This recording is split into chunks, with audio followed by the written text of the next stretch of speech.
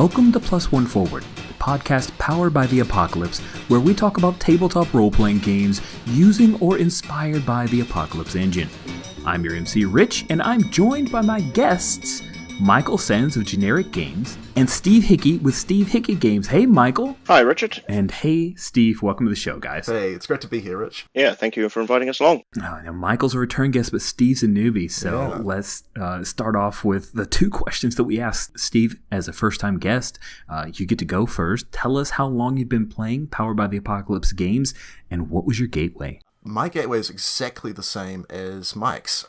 We both played in one of the first Apocalypse World games. I'm not sure if it was like a beta version or whether it was the published version of the game, but it was basically August 2010. A bunch of us sat down at the table with a set of rules that we'd had no idea about, with no experience with, and we just had to kind of figure it out as we played, like figure out what the psychic apocalypse was and how much harm people could take, whether we were actually badasses or terrible, scrawny people who would run away from several cultists in your cult who had turned on you, to be a little specific. It was amazing. It was just such a great game, and obviously really inspiring for Mike as well, because about 3.5 months later, he was posting on the Apocalypse World forum saying, hey, I'm gonna turn my long in development game Monster of the Week into an Apocalypse World hack. This is what I'm thinking. Yeah. So yeah, that was great. It was such a fun game. Yeah. That is. I guess before that, just as a minor thing, I've also run Poisoned a few times, and Vincent basically described Apocalypse World as super poisoned. So I feel like there's some sort of direct ancestry there, which is just pretty fantastic too. Yeah, that is really cool. Yeah, there's a lot of bloody fingerprints from earlier works by Vincent that appear in Apocalypse World, get refined and played around. That's really cool. Yep. All right, Michael, as a returning guest, you get a new question. What PBTA game do you most want to play that you haven't gotten to the table yet? There's two here. So the first one is Legacy Life Among the Ruins, which is... Man, that's the second one that I've heard just this month. Well, actually, they just released a bunch of expansion PDFs from their new Kickstarter yesterday, so I've in fact just been reading these, and they're great stuff. But I really like the way it takes the post-apocalyptic thing and makes it about this kind of generational rebuilding game. Particularly with one of the new supplements is even to make it like more hopeful and optimistic, so you really can rebuild something better, which looks fantastic. So yeah, really would love to get that to the table. The other one is Blades in the Dark derivative, Band of Blades, which is a pre-release of, and that's kind of the Black Company with the serial numbers filed off. So you're the last survivors of this mercenary company fleeing from the Dark Overlord and their undead armies, and that looks really cool too. Lots of resource management and hard decisions as you go through that campaign. So yeah, those two are the ones that I really want to play at the moment. Oh, I love it. Oh, Michael, that's interesting. This is the 68th episode of Plus One Forward, and you're the first person to mention a Blades in the Dark game as a Power of the Apocalypse influenced game. Yeah. I know, I keep waiting for it. Yeah. And it absolutely is undeniably powered by or inspired by the Apocalypse engine. So that's pretty cool. I mean, Harper says that in the book, I think. There's a low barrier of entry for people to say it's inspired by. So yeah, I guess there's no shortage of things that are more directly inspired out there, though. I know, but we're in like 4th gen of Apocalypse engine games. It's kind of fun to see how things evolve and continue to grow out. All right, well, let's jump on over here and read a sitch, because you guys got some interesting things to talk about here. Read a sitch. So in Read a Sitch, normally the designer will talk about a specific issue of play, a journal of play, or observe things happening in an ongoing PBTA game. Now that we've got 2 guests, we're going to try out 2 topics. Since I'll let Steve go first with the first question, Michael, I'll let you go first on this one. Yep. So what's going on with you and your play of Powered by the Apocalypse games, Michael? Well, actually, at the moment, and for the past many months, I haven't been playing anything Powered by the Apocalypse at all. What? Oh man! So you haven't been able to game? No. I have been playing plenty of games, just not those ones. Like most people in the world, I think, my regular group are now playing Curse of Strahd with D&D 5. Nice. And I've also got a group with a couple of colleagues at work where we've been playing Nightmares Underneath, which is a very cool old-school game by Johnstone Metzger, in lunch hours. So that's been quite fun too. Before that, I'm also working my way through the One Ring's big Darkening of Mirkwood campaign, which we have to do in chunks because we all need a break from it every few months. So the Curse of Strahd's actually the intermission game before we get back to Middle Earth. So it's kind of, Mirkwood's too depressing. Let's go against Strahd. Right? It sounds a bit like the One Ring is your blockbuster franchise that you play like the installments of, and then it's exactly like that. Yeah.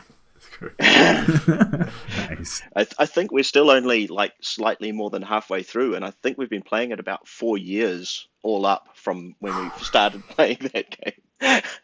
I have a bunch of games in my computer file which I call retirement village games, where I'm just setting aside once I retire.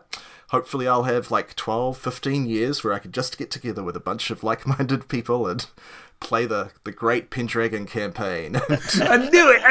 I almost said Great Pendragon campaign. That's great. That's awesome. It sounds like there's a lot of people's white whale. Yeah. From what you're...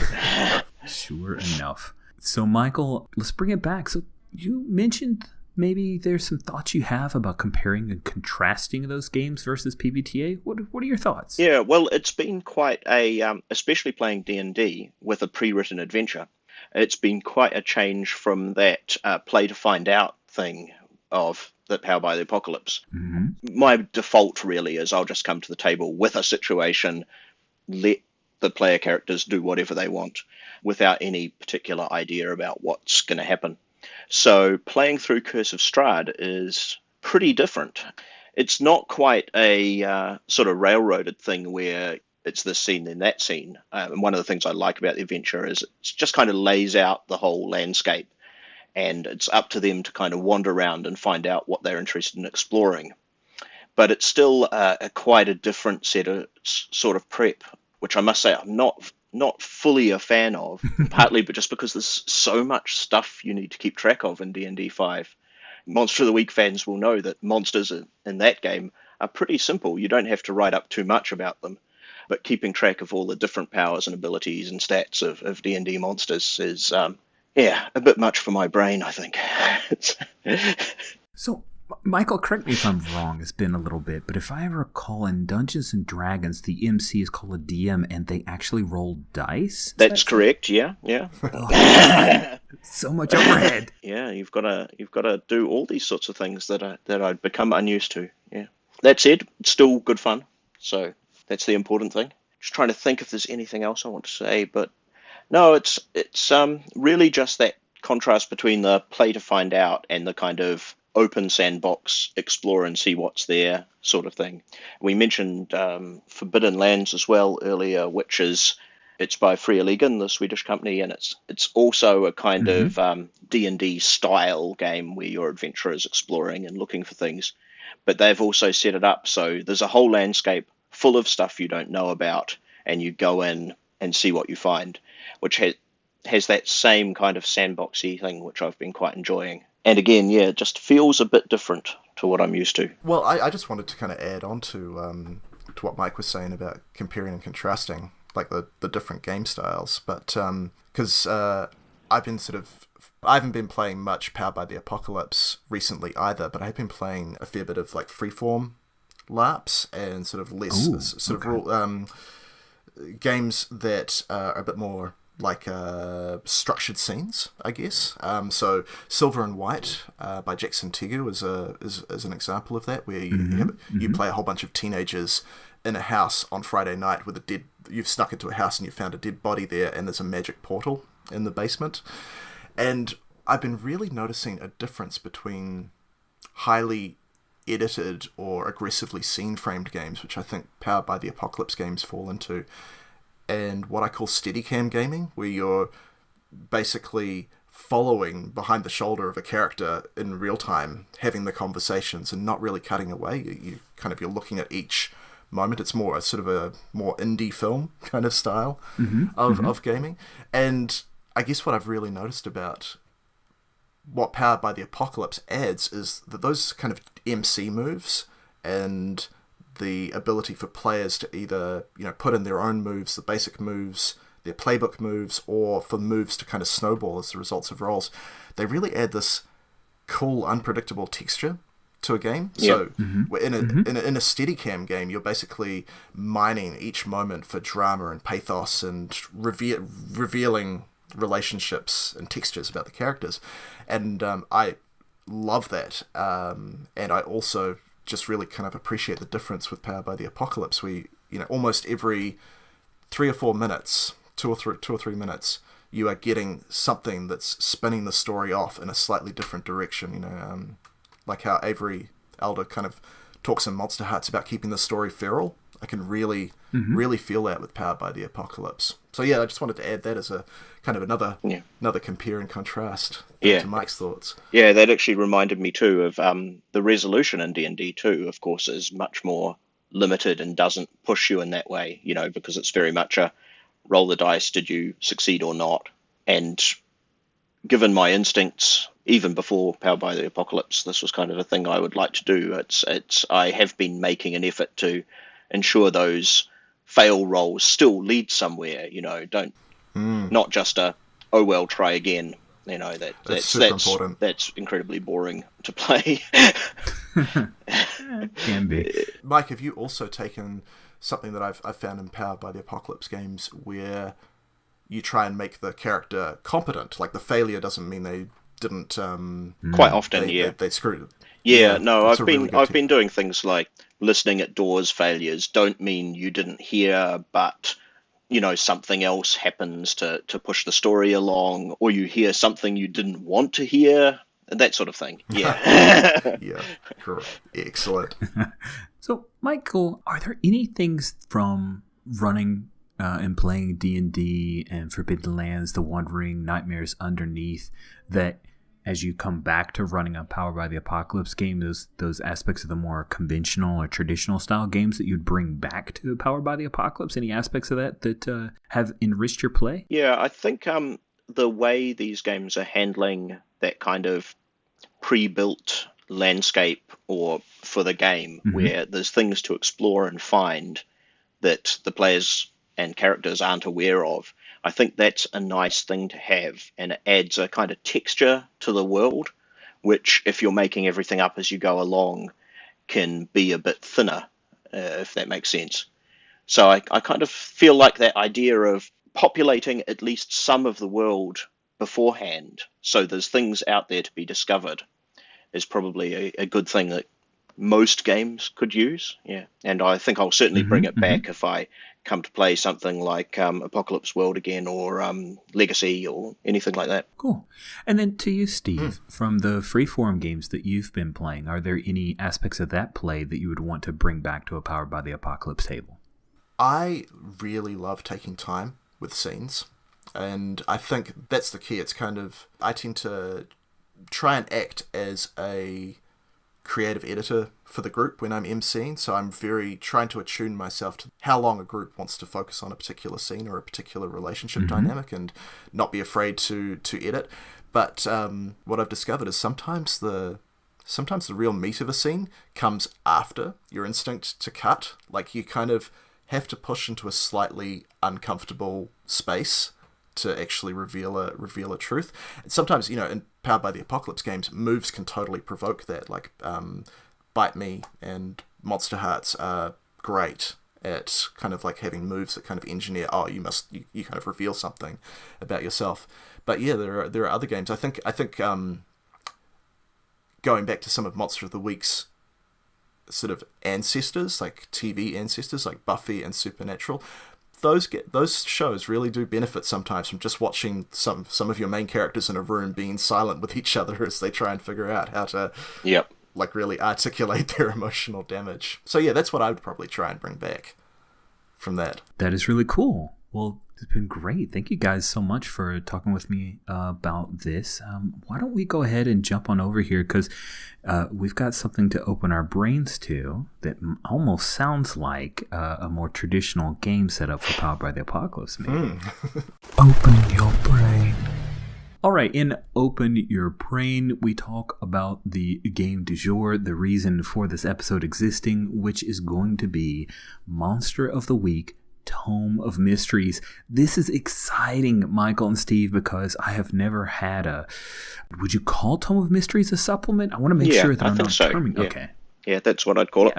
So I've never had a supplement, and this is great, because I think that it has been a blind spot for a lot of designers in the Apocalypse Engine world, as they'll create sequels for their games or, new additions, that kind of stuff, but giving someone some like meaty, cool stuff to do. I think Masks has done a really good job, but I'm super excited to see something for Monster of the Week. I'm also in love with the idea that it's fan generated. People in the Monster of the Week Roadhouse community and the Google Plus community that we had, people that have played it down in other cities in New Zealand, have all contributed adventures or best practices or suggestions for how to run the game better. It's great seeing the kind of diversity of voices and tones in the book as well. Yeah, absolutely. That's what kind of drove me through the whole project, is that grabbing other people's way to play Monster of the Week and kind of sharing that with the wider community is fantastic. Yeah, like there's like the 3 examples I can think of. This Jamie Sands talks about how to run 45-minute sessions of it at work during lunch hours. Dan Steadman. Nice. Yeah, it's great. And then Dan Steadman talks about how do you sit down at a convention table and make up a mystery on the fly. Gives you tons of practical advice on that. And then Brianna Hitchcock, she's probably my favorite writer in the whole thing. She was a joy to edit. She sits you down, and I've never seen this before, but it's basically, here's how you prep for a convention game using a timetable for how you space out your 4-hour slot. Here's the agenda for how you introduce the game to people and kind of deal with all of the creative components of it. So there's a ton of great stuff in it from a bunch of people. That sounds amazing. Actually, give me the thing. So we talk about a bunch of different ways to play the game. What is Tome of Mysteries? Like, what's the back of the book? What's the elevator pitch for this, Michael? It's basically a whole bunch of mysteries and new cool stuff for your Monster of the Week game. Mostly it's mysteries. Like the bulk of the book is 29 mysteries from people all around the world. Wow. I think we've got about 15 authors in the book all up. I myself have only done a few bits. It's not really much my work. But yeah, we've got a huge variety of mysteries of all kinds of crazy stuff, and all kinds of different styles of play, which I think anyone will be able to get a lot of cool stuff out of. We've got some new rules from me, which are some of the stuff that I released online a while in a kind of draft form, which is some different ways to do the weird moves for characters. So not everyone, if you don't want everyone to use magic as their way of doing weird stuff, we've got some different options there. The weird phenomena mysteries, which are there to do the sort of thing you get in X-Files or Fringe, where it's something strange is going on, but it's not necessarily a monster to be defeated. We've got the special moves, which are moves for each hunter that trigger off when they spend luck, which a few already had, but now I've gone through and put one in for everyone. And I've got a slightly more general way to do the investigation move, which a lot of people online have asked for. There's a few people who don't really like that picking the questions from a list, which appears in lots of Powered by the Apocalypse things. So this one's a bit more of a general figuring stuff out one that's more open. Then we've got some new hunter types to play. There's the Gumshoe, who's like an occult-aware private investigator or detective, who's pretty fun. Quite a noir-y style. I like that the moves in that one go between, say, Jessica Jones through to Columbo. It's like you can kind of really fine-tune the style of your Gumshoe by choosing the moves. It's great. Yeah, nice. And we've got the Hex, who has been around a while, but the author kind of revised and updated it a bit for this version. The Hex is kind of a powered-up witch or sorceress. I think inspired mainly by Willow in season 6 of Buffy, when she got addicted to magic and went a bit crazy. So it's kind of taking that, the person who's given in to the temptation to dark magic, pretty much. So that's a fun one. The pararomantic, who is the person in love with a monster, which brings in lots of relationship drama and excitement to your mysteries. And the searcher, who is one I wrote, which is your kind of paranormal quester, like who Mulder would have been if he hadn't worked for the FBI. You know, the person who goes looking for strange things because of a personal obsession. And the last bit is all the advice section. So we've got a whole bunch. Steve's already mentioned some of those, like how to run games in certain ways. We've got a bunch of other things too. Mm-hmm. Some on how to use certain features in your campaign or some alternate ideas for those. There's a really nice one from Marek Golonka. I hope I'm pronouncing his name right. Who wrote about how to make your Monster of the Week adventures more gothic, in the literary gothic sense. That's really cool. There's some great stuff in there. It's a great article. Yeah. That talks about digging into the psychology of your characters and the psychology of your characters and how the architecture and the landscape can kind of reflect the damage of them. It's fantastic. And it gives you like an entire worked example about how to turn a mystery gothic in Monster of the Week. Well, I have to tell Jason Cordova about that one. I know that's going to trip his trigger. So that's all the stuff in it. It's a lot of stuff. That is. I should also particularly call out Mark Tygart, who was a very prolific adventure writer and sharer on online communities, particularly the Google Plus one when it was still around. And it was him who actually got everything off the ground, because he'd been writing lots of mysteries and sharing them with people. And he kind of got in touch with me and said, hey, wouldn't it be quite cool if someone kind of organized a big collection of all these mysteries that people have written and shared online? And the whole kind of project grew from that over the course of 2.5 years now to actually get everything together and into its final form. So yeah, thanks, Mark, if you're listening. Thank you. And Mark was a pleasure to read and edit as well. I thank him as well. And I was reading it through and I was suddenly realizing, Mark's actually written a mini campaign into his articles, and some of them he contributed about 4 or 5 mysteries. And one of his articles is about spell books, and it comes up with some cursed spell books in there to read. And then later on, it references those spell books in the mystery, and you go, oh, wait a second, you can put those 3 mysteries together in a sequence like this. And he was very clever, actually. So, yeah. I am so happy you guys have Mark Tigard, or Tigard, or I'm not sure how to say his name either, but I'm so excited because when you said you had a bunch of fan content, I came into this particular episode knowing only that Tome Mysteries would have some mysteries. And I almost asked, do you have any of Mark's work? Because I have a Google Drive folder of just nothing but PDFs that Mark Tigger had made. So that makes me very happy because prolific is the word. And I have run so many of those for various groups who thought that I was supremely creative and had lots of interesting ideas when really I was just stealing from Mark. So that is awesome.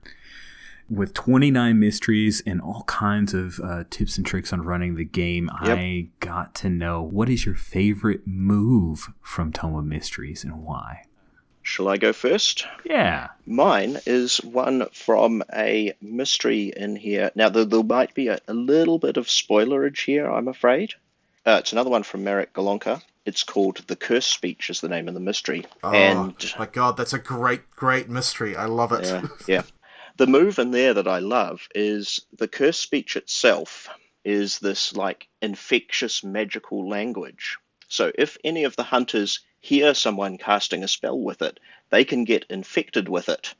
And that then changes how magic works for them in a lot of interesting ways that I won't say anything about for anyone who might come to play this. But it's really, really cool. Just because something you encounter on the mystery could change you quite a lot. Not necessarily all in a good or bad way, but definitely a very interesting way to see what happens afterwards. Ooh, that's so scary. Yeah, it is a bit scary. It's amazing, Mike, because I was really torn between two moves to sort of answer this question, and that curse speech move was exactly one of my options. Yep. And my other one, you've got like you said, you have new weird moves for people that want to do different things aside from use magic. So you've got like stuff like telekinesis or weird science or past lives. And my favorite weird move that you've added in there is something called No Limits, which is basically that you can push your body past the limits of physical possibility. You know, you can turn a truck over or you can run through a wall. And I read that and I was thinking, it just instantly called to mind action heroes like Dwayne Johnson in the Fast and the Furious movies. And I mean, I haven't actually told you this, but it inspired me to write an entire new playbook. Oh, wow. Still in draft. It's called The Titan, and it's for the action hero who shows up. Yeah, so I just think it's great that you've got moves in there that can kind of make an entire new playbook or an entire new approach to the game kind of explode in my head. Yeah, well, that's kind of what I hoped, is that it kind of just opens out the range of options for people's hunters to try new stuff and do different things. There's a really cool thing in there as well that I loved, where for some of the mysteries, the countdowns affect the stats or the moves that hunters can use, and I've never seen that before. That is an interesting thing. Yeah, I hadn't seen it either. You just kind of you're actually changing the mechanical nature of the game and making it more difficult for hunters to do certain things, or easier to do more horrible things. Yeah, as the mystery counts down. Yeah, the one I remember, it's as the countdown proceeds, like if they don't stop certain things happening, the whole area is filled with a certain aura that makes some things easier and some things harder. And the hunters probably won't even know why that's happening, I guess, until they dig a bit deeper. It's very interesting stuff. Wow, that is really cool. And that's super exciting. Guys, we talk about all these cool moves. Is there any chance that maybe we could act under fire and get a chance to play a little bit of this? We can. That's fantastic, Mike, because I always MC this game, and I would love to play it. It is time to act under fire.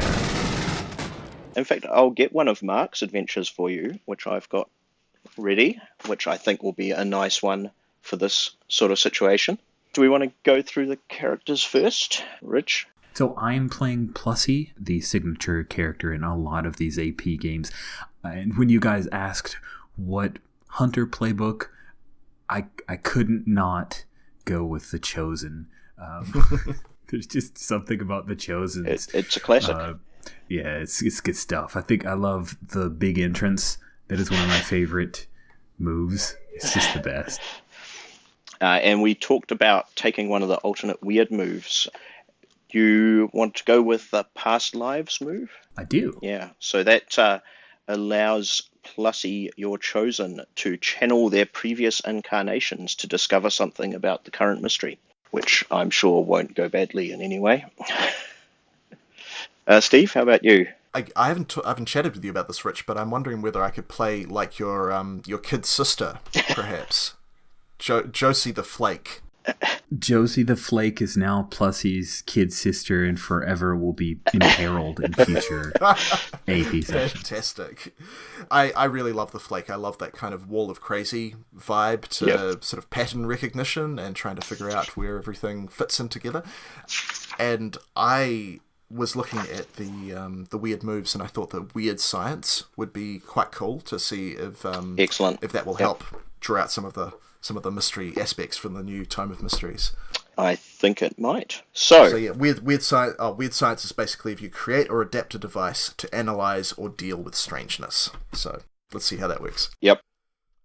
Okay, so I'm going to drop you into Mark's adventure creature feature, which began with Plussy and Josie coming into this town, Nimoy, New Mexico, to investigate reports of strange events around meteors that had recently hit the ground there. And you've done a bit of initial investigating already, I think. And as that happened, another meteor hit near the town, and this green mist bellowed out from it, and you've found you are now trapped in the town by this mist.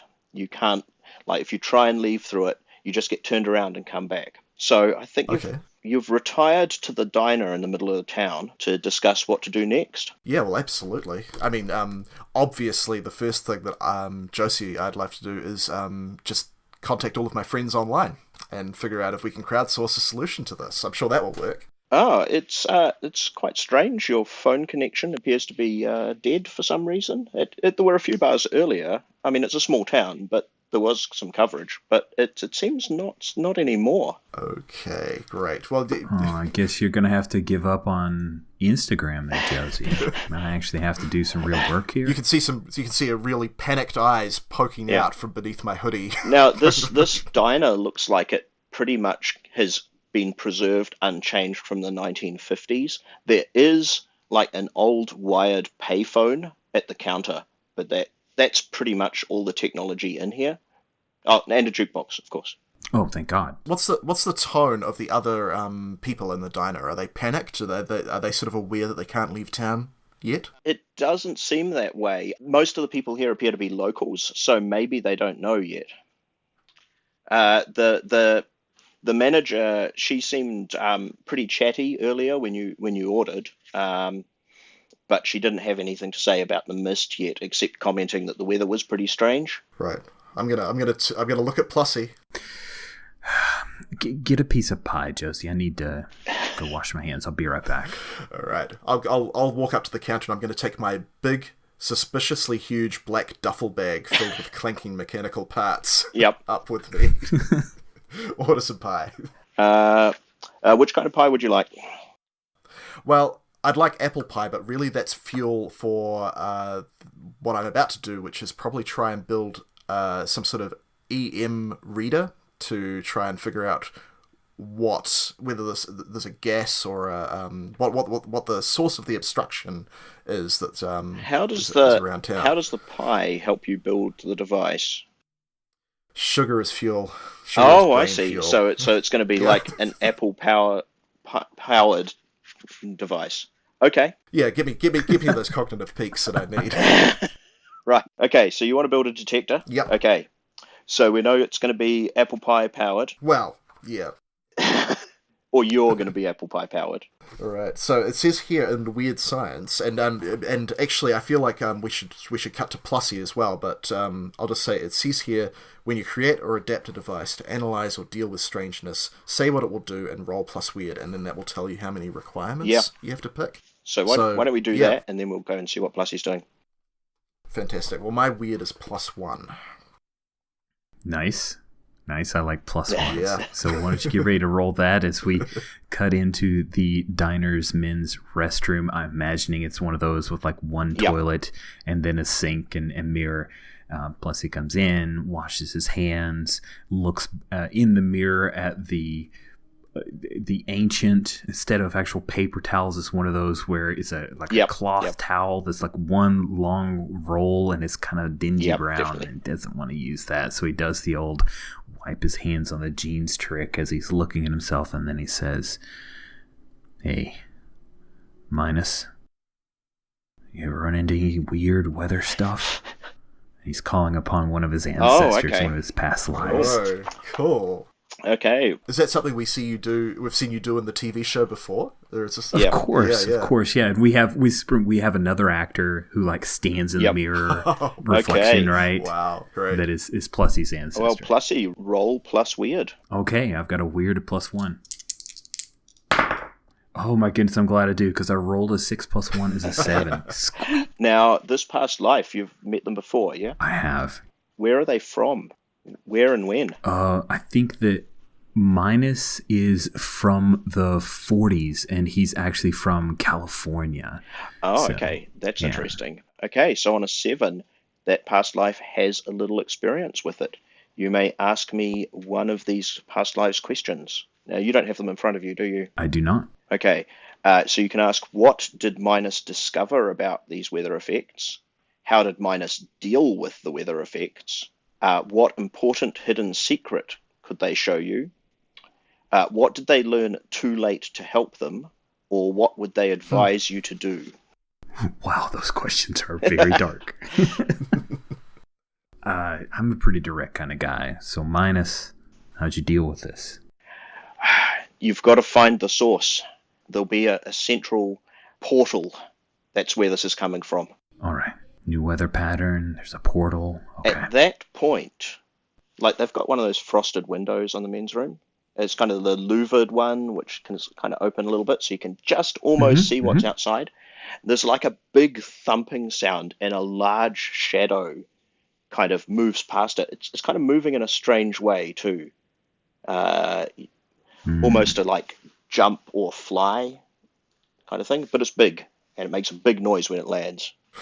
Nice. Is that noise audible or detectable? In the main room? Part of the no, I don't think so. There's music on. I don't think you'd notice that bump from where you are. So obviously, plus he busts out of the bathroom and is headed over to check on Josie. It was heading towards the front door too. If it comes around the building. Oh, great. Well, I've got my noise-cancelling headphones on, and I'm busy adapting a typical EM sensor into something that's got a little bit more range and can sort of like work through, bend through a few different frequencies. So I've got my head down, listening to probably Irish Beast Coach music. What if I actually don't have any dice with me, Mike? So if you were able to roll for me, I think I can find some over here. Oh, fantastic. There's the sound of some dice falling. Okay, my roll for you is a 9, plus you're weird. Yes. Oh, plus 1, so it's 10. Great, so I get to pick 2 requirements. 2. Okay. Yeah. It won't be very reliable. Yep. And it won't work exactly as I intended. Throw that to you. Okay, so you get it working just as Plussy's coming back towards you to alert you to whatever that thing was. And you fire it up the first time, and you get like 4 like power source or weirdness source readings. One of them's really close. 2 of them are further away but moving around, and one of them's just standing still. And then it kind of glitches out for a moment and turns off. Okay, so I'll just while Plussy is running towards me in silence, from my perspective, I'll just turn my sensor towards the closest of the sources of weirdness. And, okay, that turns you right towards Plussy, who's kind of coming in from the same direction. Right. Oh no. And you see Plussy's mouth as he's mouthing the words, "We have to go." Okay. I can definitely read your lips, but more importantly, I can read your body language and the general sense of also, Josie, momentum, so. Behind Plussy, like just appearing round the corner of the front window of the place, you can see this huge, like strange grey thing. It doesn't seem to have a head or a face, but there's like all these kind of weird tendrils, and it's maybe 2.5 meters tall. It's extremely. It's got some big front legs. It's bad news. So Plussy, you just see me reach into my duffel bag and pull out in the middle of this diner like quite a large shotgun, and I'm sort of aiming it in your general direction while I'm standing up from the diner. Man, they got her already. I think my special weapon pops to the fore, and I think I have to defend myself against Josie because probably the mist got into her brain. Oh yeah, that's exactly what's happening. We should communicate more. I think this is like the brother sister thing in full effect. I'm just not used to having a partner. That's right. Well, I'm gonna. I think you're gonna be able to read from my eyes and where I'm pointing the gun that I'm looking over your shoulder and starting to track away from you as I guess the thing outside is moving. So it is cool. Yeah. So there's that moment where he's worried about it. He's drawing out his big axe, and then he tumbles forward to come up beside you, and so we can both face down. And so you see this thing. Miyazaki nightmare. I swear this thing reminds me of something out of a Miyazaki movie. I love it. Oh yeah, it's that sort of vibe. Yeah. So yeah, it's just stopped now. like I said, it didn't really have a head, but like the front part of it appears to be like looking in the window, and the tendrils are kind of waving a bit. Okay, well, the two things. One, at these sorts of moments, I always like to take a moment to ask what the reaction from everybody who isn't a hunter or a monster in the room is. Good question. Yeah, the reaction shot over the diner, like, pans past the two of you ready for action to the person, the manager, who's just standing there with her jaw wide open, no clue what that could be happening. There's a couple of older chaps in the corner who haven't even noticed it yet. They're just chatting about their fishing trip over coffee. And there's a couple of teenagers who were there for milkshakes who are busy taking photos of it on their cell phones. Well, I'm going to take a couple of steps towards the window with my shotgun in one hand and my reader in the other, and I'm going to look up at this thing and say, "Hey there, big guy. How are you going?" Okay. And I'm just going to try and sway a little bit and draw its attention. I'm kind of just studying it, like from a biological fine. point of view. And it turns out it has a mouth, and it opens up its mouth really wide in this big, happy smile. Oh, great. That's awesome. Can I determine from that whether it might be like a carnivore or a herbivore or It just kind of, its mouth just keeps opening wider and wider. Yeah. And you can see like there's this like big fleshy tongue in there. Right. Richard, is it okay if I make one more move as a result of that? Go for it. I just want to say, ladies and gentlemen, if you could all move to the back of the diner, please. Get behind us. Okay, Josie. That's about the point where its tongue shoots out and tries to grab you. Yeah, that's fair. that's pretty fair. Okay, we've got a custom move for the hunter in this situation. Can you please roll plus tough? Yes, sure. If you want to hang on for 1 second, I'll just let me see if I can. No, Mike, if you could, you could roll plus tough. Sorry, I'll roll for you. My tough, splendidly enough, is -1. You get an 8 then. Okay. Which means so basically, because it has to smash through the front window, it doesn't like the tongue doesn't really grab you properly, and you can break free, but you do suffer 1 harm. Okay. That makes sense. Plussy, now this thing's tried to eat your sister. What do you... Bad touch. That's not allowed. Plussy likes to come at this thing from a different angle, so he jumps up on top of a couple of the booths and runs to come at it from a side, and he brings his axe up high to try to chop off his tongue. Yep. Really. Fair enough. Brilliant. Okay. Now, it's busy like retracting its tongue from its failed attempt to swallow Josie. So I think in this case, you can just inflict your harm without a roll needed. It's a bit busy trying to cope with that. So how much harm does your weapon do? It does 3 harm. Okay, so you make a bit of a mess on this creature. You don't quite get the tongue totally chopped off, but you do injure it quite badly. And it kind of leaps backwards, still trying to like pull its tongue back into its mouth. It's obviously a bit discomforted by the whole thing. Oh, I'm sorry to have inconvenienced. And its tendrils like wave around in a bit more of an angry way than it did before. I'm not asking you to imitate the monster, but has it made a noise through all of this? Is it completely silent, or it's been pretty silent except for the noises of it moving? Yeah. Okay, right, creepy. Dang it, because I was going to ask you to imitate the sounds. Josie, at this point, your detector device flashes on again for a moment, and like it's obviously picked up another reading. And this time, the 3 moving readings, including the one directly in front of you, are still there, and the other one seems to be a bit stronger, and it's still remained in the same place. Ah, the stationary one. Okay, great. Hey, and while it's still up and running, is it? Can I basically assume that one of the moving ones is this beast in front of us? That seems pretty... You can be pretty confident that's the case, yes. Yeah, okay. Well, I'm going to rely on Plussy to kind of drive this creature off because, I rely on you. That's what I do. Yeah, but I'm going to try and get the...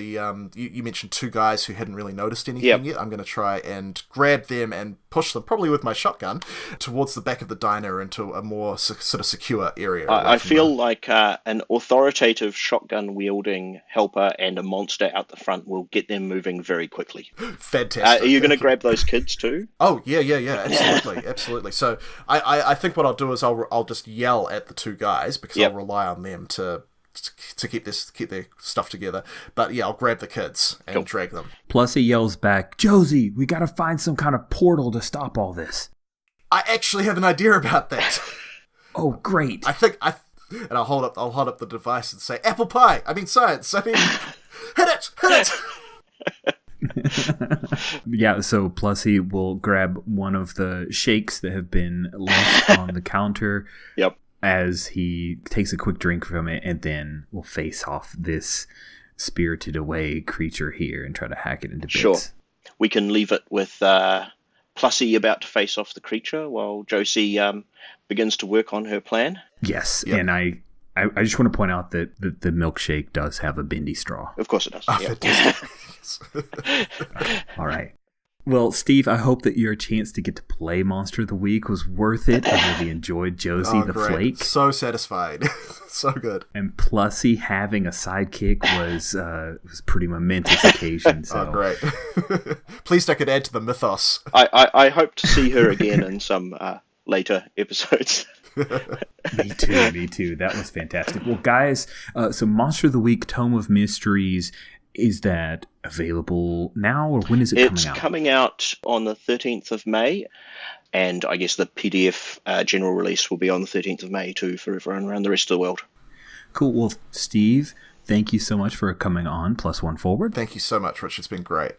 And just as a quick mention, Steve, you have your own games publishing from Steve Hickey Games, so we'll have a link to that in the show notes. The latest game I've been working on is called Soth, which is a game of cultists versus investigators, where you play cultists in a Call of Cthulhu world trying to summon a dark god, while pesky investigators and neighbors make your lives miserable. So that's just been on Kickstarter, and we're working on a print-on-demand version of it now. I was going to add that it is great fun. I played a few of the early versions of it and had a blast, although it turns out I would be a terrible evil cultist.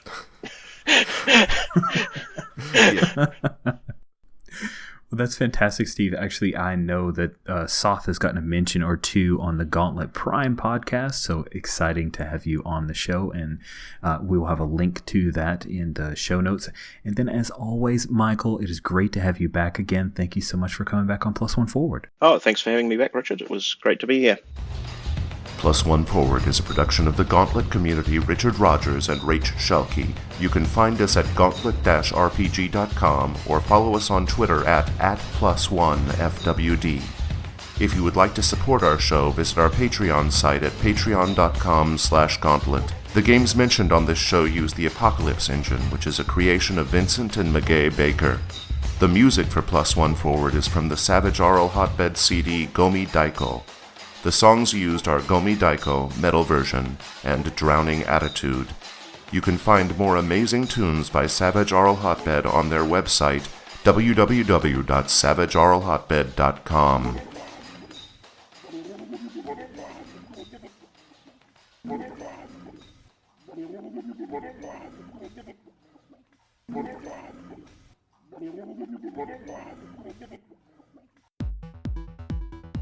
Hi listeners, I want to tell you about Gauntlet Hangouts. Gauntlet Hangouts is where members of the Gauntlet community go to play games. Our community organizes over 200 online game sessions per month, each of which can be found listed on the Gauntlet Hangouts calendar, and each of which is open to the public. No experience with a game is ever required to play, and most games are run in an open table style, meaning you can join an in-progress series or campaign midstream. Here are some of the games being played on Gauntlet Hangouts in May. Stonetop, Scum and Villainy, Trophy, Mutants in the Night, The Veil, Dungeon World, Masks, Night Witches, Good Society, and Apocalypse World. And that's just a small sample. The best way to get involved in Gauntlet Hangouts is to join the Gauntlet Patreon at the $8 or higher level. That pledge level gets you early RSVP access to new games that hit the Gauntlet Hangouts calendar, as well as the other benefits of Gauntlet membership, such as the Codex Zine and access to our Slack group, where we chat about the games we have been playing.